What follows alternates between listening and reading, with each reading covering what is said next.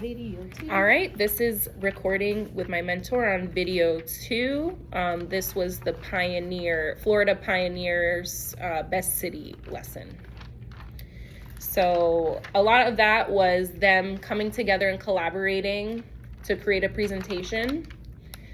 So I feel like that was a good takeaway for them because we're really working on our team building efforts and also students taking responsibility for their work and distributing the work evenly amongst each other. So I really tried to prepare something for each student to be working on that would have contributed to their presentation at the end. So I feel like that was good. I did like the lesson. It gave them the opportunity to work together. You didn't choose who was doing what in the groups. You had them do that. It gave them some sense of autonomy in that group also. Yeah. And I feel like when you get to choose what you want to do, you take it a little bit more seriously than if I told you what you needed to do. And yeah, it was a good lesson.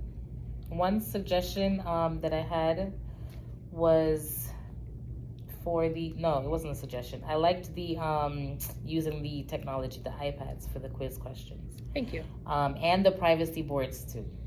Yeah, that is a must. Right. Because then you had those wandering eyes, and then, it's not your idea, it's somebody else's.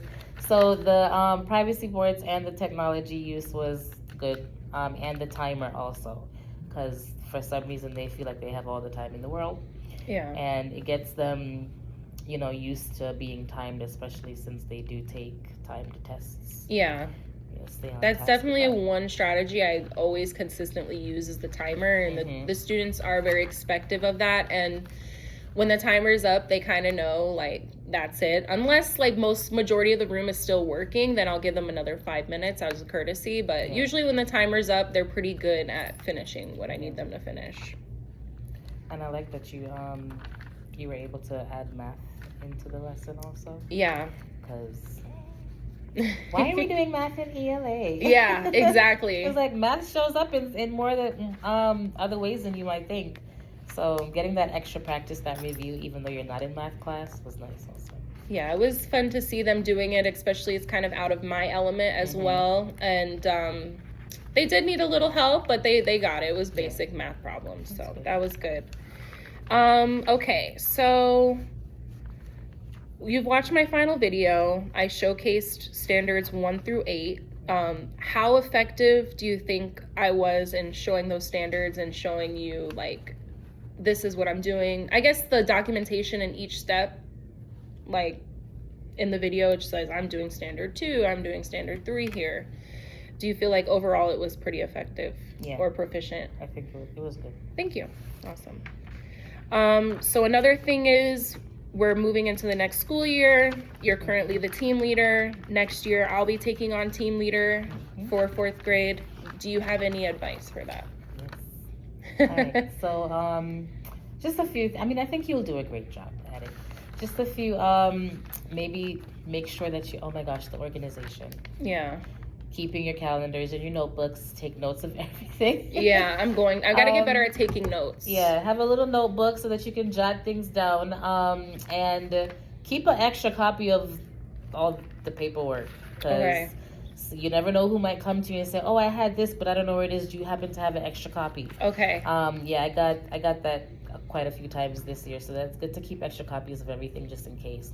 And remember that the staff is very supportive, so don't feel like you're on your own. You can always go to anyone. Come to me, come to anyone on our team or in the office. They'll be, glad to help. Yeah. And communicate.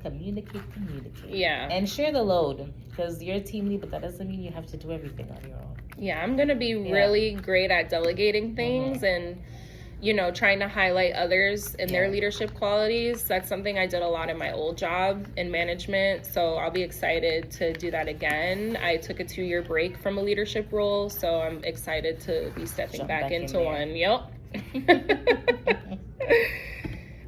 So getting the team to collaborate, because that was kind of like a downfall this year on our team with some of the teachers. What are some things you would do to maybe motivate team members to collaborate with one another? Maybe like in the beginning of the year when we all come together, that first meeting, establishing some roles in the group, so that we each know what we might be responsible for. Maybe it's making a calendar for who does the success block lessons, Yeah. or something like that. And I mean, based off of what your members' strengths are, so you get to know us and then figure, okay, maybe this person will be good at doing that. Mhm. Stuff like that. Coming up with field trip ideas that could be a Yeah. job for somebody to do, or activities for fourth grade to take part in that could be another job for someone to do. So establishing those goals might be good for collaboration. Building a sense of community with each other. Yeah. So the more comfortable we feel with each other, the more we know each other, the more likely we might be able to work together better and not be so in your own way. Reserved and Yeah. offbeat.